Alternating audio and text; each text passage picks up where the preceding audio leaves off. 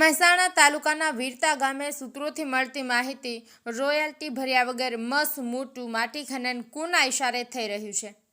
વીરતા ગામે ગામ તળાવની અંદર સરકારની તિજોરીને મોટું નુકસાન કરી માટી ચોરી કરી કઈ જગ્યાએ નાખવામાં આવે છે, કેટલી માટી ઉઠાવવાની પરવાનગી લીધી અને અત્યાર સુધીમાં કેટલી માટી ઉઠાવી અને ચોરી કરી તેનો જવાબ લેવા માટે ગામના લોકો ગયા તો ગામના લોકોને માટીચોર કોન્ટ્રાક્ટર જવાબ આપ્યો કે તમારાથી થાય એ કરી લો, હું તો આજે માટી ચોરવાનો।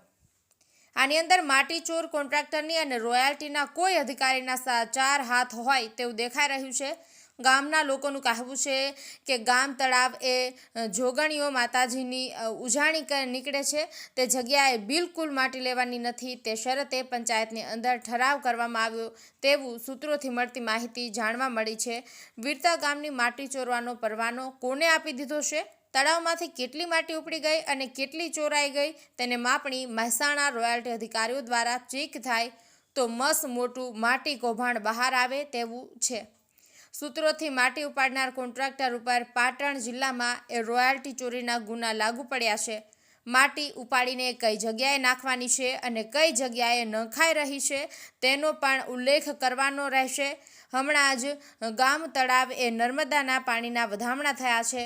માં નર્મદાનું પાણી બંધ કરીને ભૂમાફિયાઓ માટી ચોરી કરી રહ્યા છે। મહેસાણા તાલુકાના વીરતા ગામે રોયલ્ટી અને સરકારી તિજોરીને મોટું નુકસાન કરીને માટીની ચોરીનું ખનન થઈ રહ્યું છે। News of Patan.